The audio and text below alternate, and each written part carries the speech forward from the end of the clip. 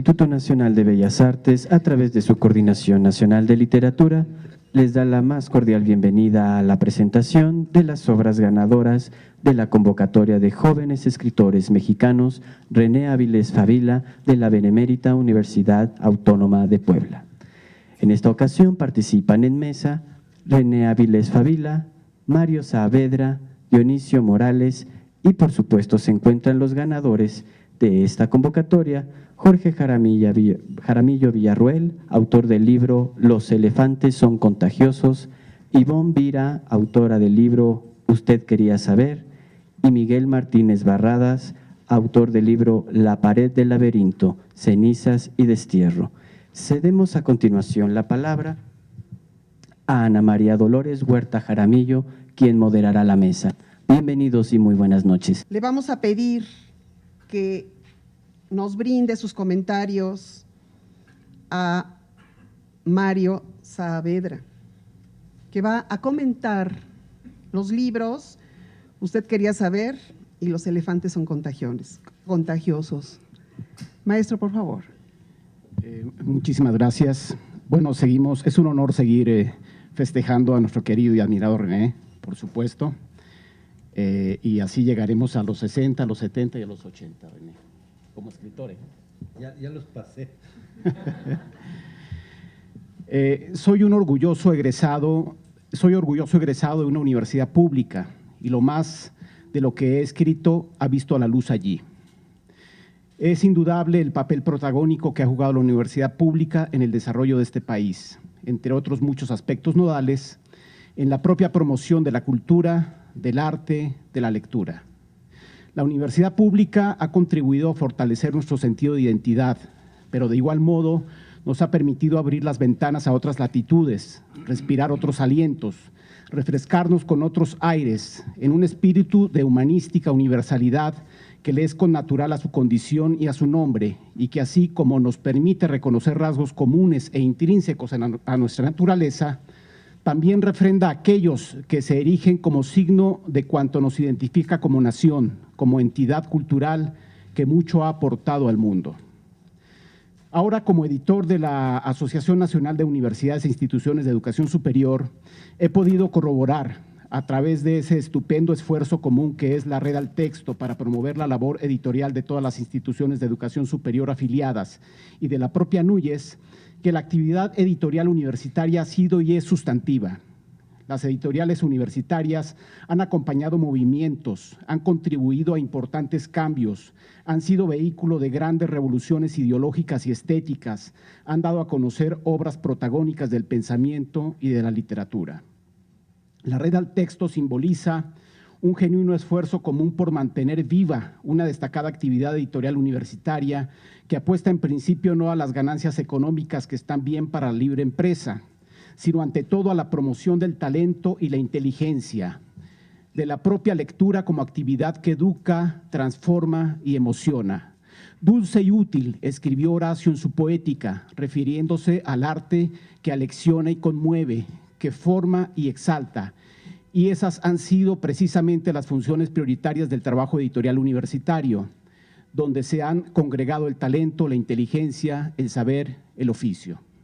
Tratándose de un escritor importante como René Áviles Favila, quien por otra parte ha sido modelo y paradigma especialmente para los jóvenes que han probado ser sus más entusiastas lectores, qué mejor manera que sumarse a un prolongado homenaje nacional, entre otros justos tributos a su magnífica obra en tantos espacios, recientemente de Medalla de Bellas Artes, que con el lanzamiento de una colección literaria para promover el talento de los jóvenes.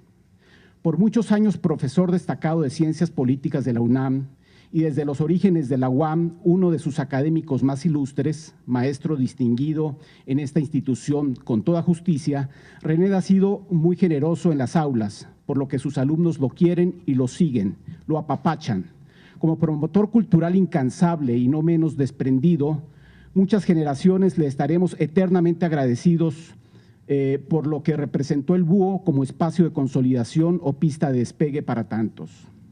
En la UNAM primero y luego en la propia UAM, y en otras importantes instituciones donde ha propiciado la creación de coediciones o colecciones, ya sea con la fundación que lleva su nombre y donde Rosario, su esposa, es otra ferviente impulsora del talento ajeno, René es otra vez propiciador de múltiples estímulos y cauces para alentar la vocación y el talento de jóvenes escritores que por desgracia ya no cuentan con un centro mexicano de escritores donde él y muchos otros se acabaron de formar.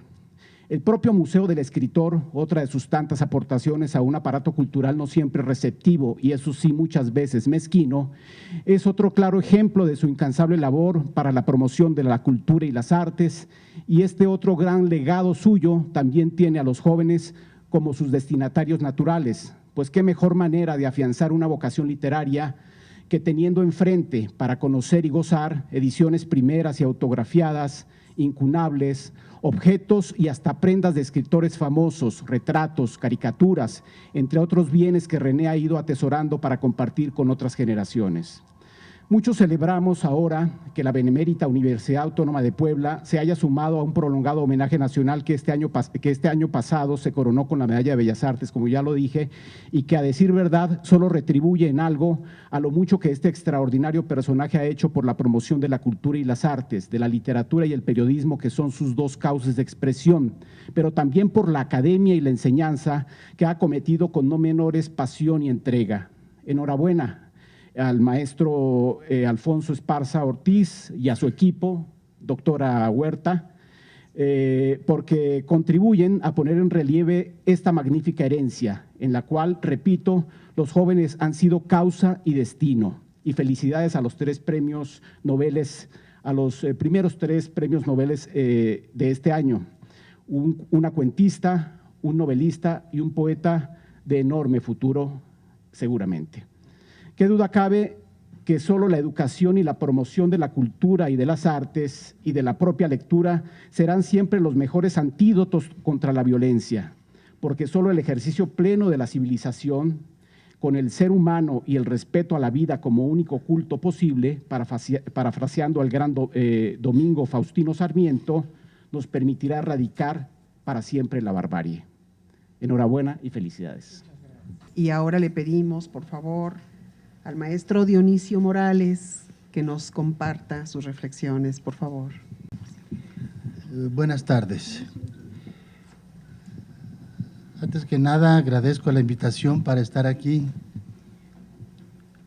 por la publicación de estos libros de la Benemérita Universidad Autónoma de Puebla y porque es un proyecto para los jóvenes, ya lo diré un poquito más acá, más adelante, y también porque me siento yo muy honrado de ser, siempre lo he dicho, un autor de universidades públicas. Yo tengo 6 libros en la Universidad Autónoma Metropolitana, tengo 5 libros en la Universidad Nacional Autónoma de México, tengo 2 libros en la Universidad Juárez Autónoma de Tabasco, tengo un libro en la Universidad Veracruzana y tengo otro libro en la Universidad Autónoma del Estado de México. Lamento no tener 30 años para poder estar publicado también en Puebla. Puedo hacer una excepción. A no ser que tenga 30 por 3. Cuando echamos un vistazo a la cantidad de mexicanos que somos y que poblamos este territorio, nos damos cuenta de que este país es de jóvenes. Es impresionante la cantidad de habitantes que van de los 15 a los 30 años y para los que al parecer no existen proyectos de vida que puedan garantizarle a la mayoría educación y empleo, por decir lo menos, que además están señalados como una prioridad en la Constitución de los Estados Unidos mexicanos que actualmente nos rige, aún con los cientos de cambios que ha sufrido a través de los años. Cada año somos testigos de las manifestaciones de descontento de los jóvenes que no alcanzan una matrícula en las universidades públicas y que tienen que pedirle a los padres realizar un esfuerzo económico más grande para el pago de una escuela privada. Estas circunstancias también pueden hacerlos cambiar su vocación original para tomar una carrera que no era la indicada o perder el año, lo que a veces equivale también a abandonar los estudios. Imposible, claro, negar los proyectos que a través de las instituciones culturales y gubernamentales han sido programados para los jóvenes en todo el país, pero que, como ya sabemos, por los 120 millones de habitantes que somos, resultan insuficientes. Por ello es saludable y ejemplar que una universidad como la Benemérita Universidad Autónoma de Puebla haya inaugurado dentro de sus proyectos editoriales una importante colección de libros exclusivamente para autores jóvenes no mayores de 30 años, dirigidos también de alguna manera a los lectores jóvenes que hablan el mismo idioma, que empiezan a profesionalizar su vocación literaria. Y dentro de esta colección hay algunos nombres que publican por primera vez y otros que ya tienen cierto camino andado.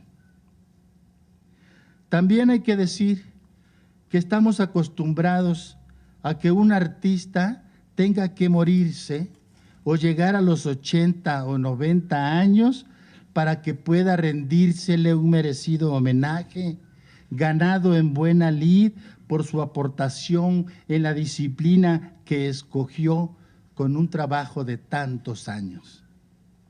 Es raro que alguna institución oficial o particular reconozca el valor de toda una vida de un personaje que, aunque bajo los disentimientos de tiros y troyanos de que si es bueno, malo o regular, quieran o no, ha contribuido al panorama del arte en México. Hablando en términos generales, el artista tiene que morirse o pasar a formar parte de los hombres y mujeres que en la actualidad conocemos como capacidades diferentes para que les hagan programas de televisión, para que los suplementos culturales de periódicos y revistas llenen sus páginas a propósito de su desaparición física, es decir, ya que se están muriendo. Y eso me parece innoble, porque no hay mayores homenajes o festejos que celebrarlos en vida. Todo esto viene al caso porque la colección de los libros de la Benemérita Universidad Autónoma de Puebla que hoy presentamos lleva el nombre de un escritor, René Avilés Favila, en un homenaje auténtico que, para no entrar en más detalles, hace poco pasó la barrera de los 70 años y que está considerado como un narrador importante dentro de las letras mexicanas, ya sea como cuentista, su especialidad, dice él, o como novelista.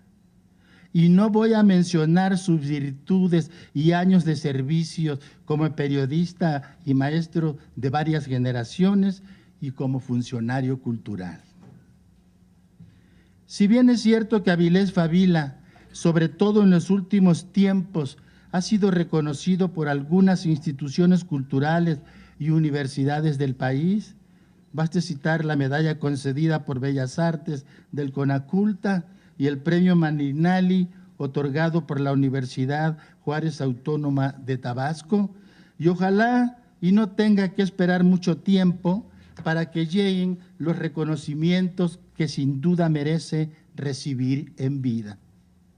Por ello es importante resaltar esta decisión de que la colección exclusiva de jóvenes escritores publicada en Puebla y avalada por el rector Alfonso Esparza Ortiz y por los académicos lleve su nombre, ya que por su profesión él siempre ha estado cerca de los jóvenes. Perdón.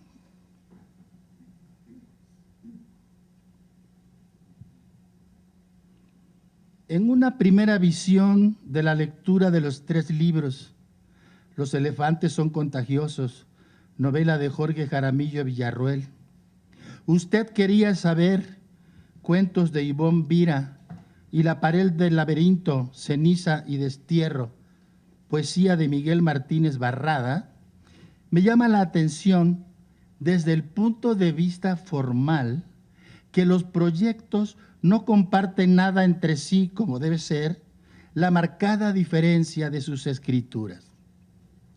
La novela, entre otras cosas, es una obra abrumadora, diría yo, por la rapidez de su narración y la aglomeración de temas y disquisiciones que salen a flote, en la que persiste una y otra vez una crítica ácida y a veces divertida de ciertos elementos de vida que conocemos o hemos vivido, aunque su autor diga que los personajes y las historias son ficciones. El libro de cuentos, que a veces parece caer en el relato, que no es lo mismo, está escrito en contrapunto de la novela, con cierta severidad en el lenguaje, con versiones, la mayoría de ellas cortas, con cierta intensidad que bordea los límites del largo silencio y de los espacios secretos. El libro de poemas, repito, desde el punto de vista formal, viene siendo el fiel de la balanza entre los 2 géneros mencionados con anterioridad, porque su expresión va de un inicial y austero desbocamiento poético propio de los poemas escritos en la primera época de la escritura, a la brevedad, a la síntesis, a la anunciada madurez en la que las sugerencias y aspavientos filosóficos redondean una obra. Es cierto, como dice Avilés Favila en el prólogo a la novela Los elefantes son contagiosos de Jaramillo Villarroel, que en varios sentidos es una novela experimental. Yo agregaría que con algunos alcances ambiciosos para llegar a cierta propuesta que abarque muchas, por no decir que todas, de las preocupaciones históricas. Aquí me refiero a las anécdotas contadas que el autor quiere contarnos. Existe un afán un tanto comprensible de decirlo todo a través del personaje principal, el narrador, y el personaje de Sarita, que son el eje importante para conducirnos y adentrarnos a su mundo. A ratos, esta novela de Jaramillo Villarroel me transporta a la obra Los Juegos de René Avilés Favila, publicado en 1967, por su crítica acérrima al grupo mafioso que estaba en el poder cultural en este país en los años 60. El autor de Los elefantes son contagiosos, claro, va tejiendo una red de historias vividas por los protagonistas y aprovecha cualquier circunstancia que lo lleve a la crítica con sentido del humor, con gestos de sonrisas ocultas o disimuladas, y nunca deja de aparecer el amor con todas sus declinaciones a través del tiempo. A veces creo, espero que el autor no me oiga, hubiese sido necesario un freno expresivo en el laberinto de las anécdotas para evitar ciertos desbocamientos, lo que justifica por un afán siempre creativo de no dejar nada en el tintero, aunque se haya escrito en una computadora. El libro de cuentos Usted quería saber, de Ivonne Vira, tiene textos que a veces son viñetas largas, tomando en cuenta el espacio que debe ocupar una viñeta y que de pronto reflejan una realidad cotidiana o una historia de sueño. Iba a escribir de ensueño. La parquedad de su expresión es pariente lejano del cuento breve entre las letras mexicanas del maestro Julio Torri. No me parece exagerado cuando el autor del prólogo, que no es otro que René Avilés Favila, dice que el libro es un apocalipsis de bolsillo. Por supuesto que los textos hay que leerlos con detenimiento para que nuestra mirada recorra las palabras y podamos adivinar o descubrir el meollo de la cuestión que esconde o vela historia que podrían llegar a ser tragedias. Existe un pudor silencioso de parte de la autora que prefiere en pocas líneas describirnos sus historias sin llamar a las cosas por su nombre ordinario. En el libro La pared del laberinto, ceniza y destierro de Miguel Martínez Barradas, están escritos de muchas maneras los 3 temas que los conocedores literarios señalan como clásicos en la literatura universal: la vida, la muerte y el amor, aunque no estén desplegados en este libro en ese orden. Y se pueden leer otras preocupaciones existenciales del autor, de las cuales nos hace partícipe a través del ajedrez, la religión, la blasfemia. Dicen que el primer acercamiento a la fe es la duda. Me atrevería a decir que la primera mitad del libro que Martínez Barradas subtitula La sangre del mundo son sus primeros poemas, quizá por la delectación de un reproche interno que no acaba de cristalizarse ni de alejarse. La segunda parte, es decir, los subtítulos Deseo de completud, Ser y parecer y Postscriptum, son poemas más acabados en su brevedad y en su expresión, que nos acercan al aforismo, al haiku libertario, que en su precisión encierran toda una propuesta filosófica y poética. Muchas gracias. Y ahora le pedimos al maestro René Avilés Favila, que es pues el incentivo, la figura central que impulsa este interesante proyecto, que por favor pues comparta con nosotros también su sentir respecto a este homenaje al cual nos estamos sumando en torno de su figura. Por favor, maestro René. Gracias, doctora. Bueno, pues estos libros ya los presentamos desde luego en Puebla, en la BUAP, y ahí pues dije algo de lo que tenía que decir. Entonces, ahora, como no me gusta repetirme, voy a tener que inventar otra cosa. Como la mayor parte de los que están aquí son capitalinos o viven en el Distrito Federal, debo decirles que en efecto, cuando la doctora Huerta, en un homenaje que me hizo la BOAP, la Benemérita Universidad Autónoma de Puebla, anunció, mejor dicho, que una colección para jóvenes llevaría mi nombre, la verdad es que me produjo una honda impresión. Es cierto, las medallas, los diplomas, los discursos lindos que de pronto han dicho multitud de críticos, escritores, amigos, funcionarios, académicos, satisfacen, lo llenan a uno de gozo, pero eso desaparece de inmediato. Hay que ir a la pared de mi Fundación Cultural para ver todos los diplomas y las medallas. Las medallas las empeñé porque algunas eran de oro, y menos la de Veracruz, que después vi que solo la habían barnizado. El gobernador era Fidel Herrera, ¿qué quiere? Y entonces sí me emocionó mucho, realmente tardé en digerir la noticia. No suelo quedarme callado, pero pues incluso pensé que no llegaría a ver los libros, que me iba a infartar o que la doctora estaba haciéndome una terrible broma. Porque ya estaba muy avanzado el año y había que someterlo a convocatoria para que decidiera un jurado quiénes serían los primeros autores a publicar en esta colección. Solo aparecieron 3, pero supongo que para la siguiente convocatoria que pronto aparecerá, pues serán más los autores posiblemente, dependiendo, claro está, de la calidad.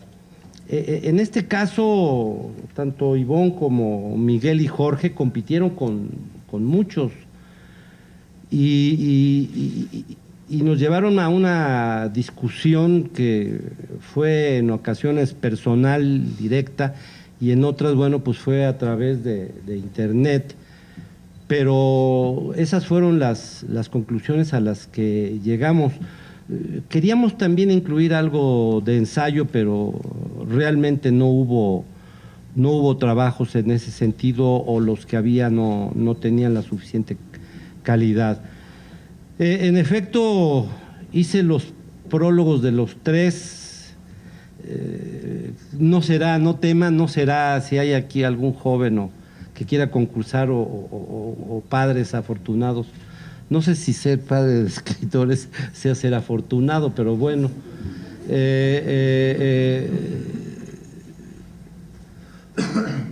Ya habrá, digamos, pues una mayor difusión a la convocatoria, porque en efecto es nacional, no es solo para Puebla, el Distrito Federal. Había concursantes, había muchachos que venían de otros estados. Se habían concentrado desde luego en Puebla y en el Distrito Federal, pues por razones obvias. Pero debo señalar que cuando empecé a ver las correcciones y las pruebas y el diseño, la verdad es que me impresioné todavía más. Son realmente libros muy bellos, de un diseño moderno, audaz, que pues solo se ve en las grandes editoriales europeas o norteamericanas. Realmente aquí se conforman con poco, lo que quieren es editar en un momento dado el autor. Y yo creo que aquí se hizo un esfuerzo en todo sentido. Realmente es muy emotivo verlos, porque provocan, pues despiertan la inquietud de leerlos.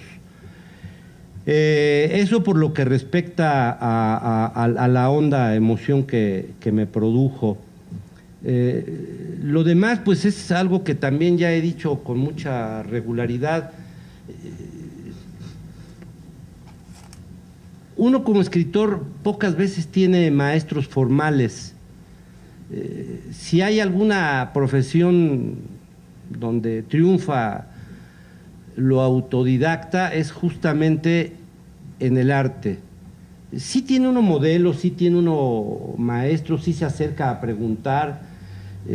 Algunos otros se atreven a echarse los 5 años, o en mi época eran 5 años, ahora son 4. Dentro de 10 años será 1 año para terminar una carrera, vamos avanzando seriamente. Entonces, no hubo forma de que yo pudiera entrar a la Facultad de Filosofía y Letras, que es donde me correspondía, porque sospeché que terminarían por hacerme maestro de letras y no escritor. Entonces me fui a la Facultad de Ciencias Políticas, en donde realmente tuve la oportunidad de escribir e incluso de leer lo que me daba la gana, porque siempre el maestro estaba entretenido tratando de explicarme a Hegel y su influencia en Marx. Y bueno, pues como le parecía difícil al maestro y a mí más, pues yo leía buena literatura en plena clase. Pero del otro lado, en efecto, me acerqué a multitud de profesores, de maestros, de grandes escritores sobre todo, a los que les pedía consejo. Yo soy preguntón, entonces a todo el mundo le preguntaba cómo había escrito tal libro, cuál era su método. Y también le pedía de pronto ayuda. Nunca he recurrido a buscar una editorial, pero bueno, pues no había necesidad, había pocos lectores, muchas editoriales, y escritores también éramos bastante pocos en ese momento. Entonces mi generación pareció como reinar de pronto en el país en los 60, José Agustín, Parménides García Saldaña, en fin. Muchísimos que unos por ahí siguen, otros desaparecieron, otros más se han muerto, otros por desgracia están vivos, pero Pero bueno, empezamos juntos y juntos íbamos a ver a los grandes escritores. No crean ustedes que los escritores son fáciles de comunicar, son difíciles. No me imagino, bueno, ya se murió y no podría probarlo jamás, pero a Carlos Fuentes, por ejemplo, diciendo sus secretos, cómo escribe, por qué escribe. Hace unos días publiqué un artículo con esa, por qué escribo, para quién escribo, etcétera, que son 3 preguntas que Manuel Carballo le hizo a 140 y tantos escritores hace, no sé, alrededor de 35 años aproximadamente, y publicó además. Entonces yo contesté con una infinita pedantería, como acostumbraba. Ahora me he hecho sencillito. Pero al releerlos me di cuenta que les faltaba un poco, echarle un poco más de crema. Y los rehice, pero finalmente son como coincidentes. Han tenido éxito en las redes sociales, los han enviado una y otra vez. Yo esperaba que no lo hicieran, en realidad, pero bueno, lo han hecho. Y ahí así esa confesión, no hay forma de que de pronto uno tenga un maestro. Lo más cercano al maestro que yo tuve fue a Arreola. El otro fue Rulfo, porque por ejemplo Revueltas, que era amigo de mi padre y de mi madre, que habían estudiado juntos, las esposas, bueno, la esposa con mi mamá en la normal, todavía no daban vandalismo 1, 2, 3 y 4 y 5, todavía era tranquilo ser maestro. Mi mamá no me quemaba los pies ni me torturaba.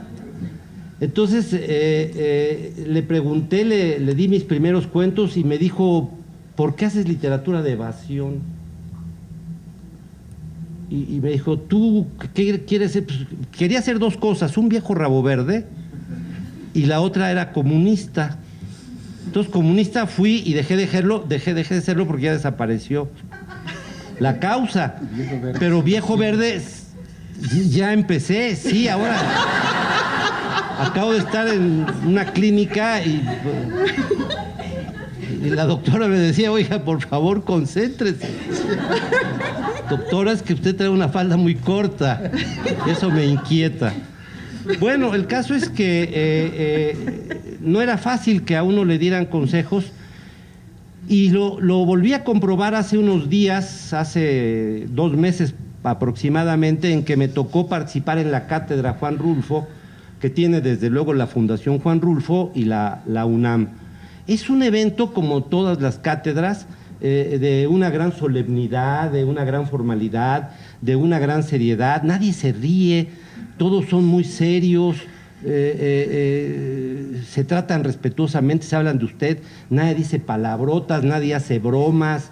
Es un mundo que para mí es realmente distante. Y yo llevaba el tema de que era desconocido totalmente, el Rulfo como profesor. Entonces, ahí se lee y se tiene que escribir según el método de Harvard. Entonces, como yo no tengo la menor idea cuál es el método de Harvard, pues escribí como Dios me dio a entender, como lo he hecho siempre. Y conforme iba yo leyendo mis 20 páginas sobre Rulfo, yo veía que las caras se iban transformando y pasaban de la esperanza a la fatalidad, al desprecio, al desdén. Me empezaron a mirar con aversión, porque empecé a decir que tomaran nota de que iba a hablar en principio de un escritor notable, realmente notable, que no había terminado primaria. Y estaba yo hablando ante doctores, y yo pues, todo el mundo lo sabe, porque en eso también Puebla ha sido generosa conmigo. Hay por lo menos 2 cantinas que me han dado doctorados, honoris causa. Entonces, pues me acordé que yo era doctor y me puse hasta donde se podía pedante, solemne. Pero ¿cómo se puede hablar? Sí se puede hablar de la obra de Rulfo con toda solemnidad, pero de la persona, del maestro, era un maestro que no tenía una metodología. Era un maestro que no sabía exactamente cómo enseñar. Lo que tenía era un cúmulo de lecturas Era un hombre sabio, era un hombre que había leído muchísimo, pero no le importaba realmente comunicar los resultados. Veía las novelas, las oía. A mí me tocó la beca de cuento y ahí es donde tuve el trato. Y era otro Rulfo.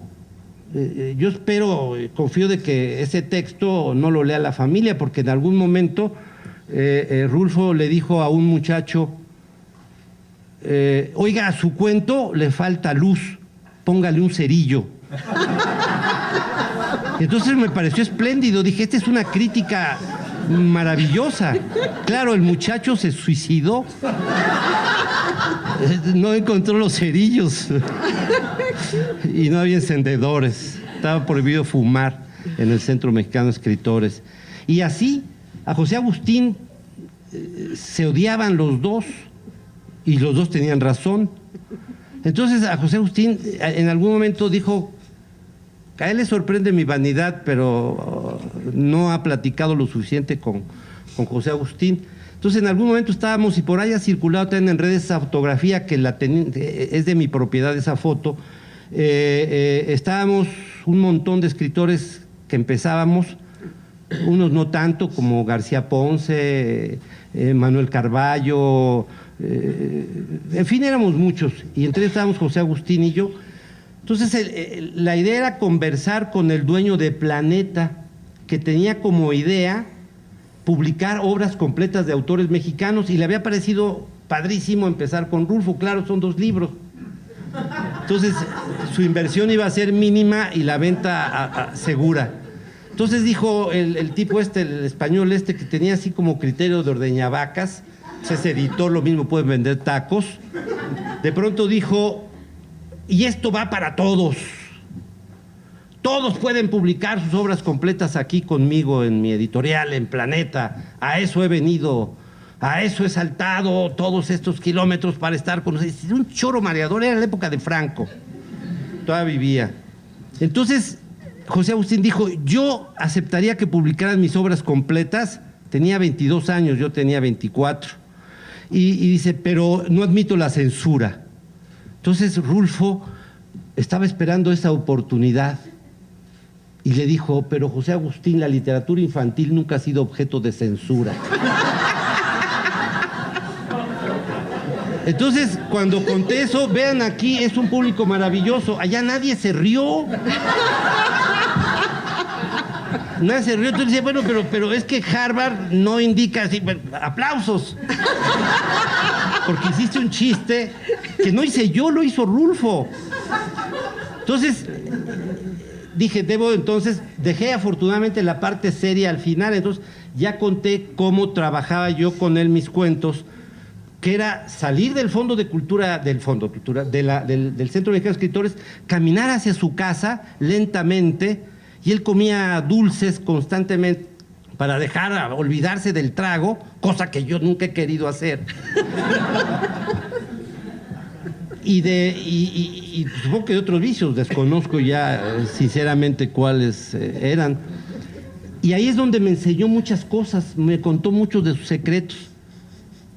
Entonces, es realmente difícil que el escritor comunique, ayude, estimule. Siempre hay una como cierta envidia, ¿y qué tal si me supera?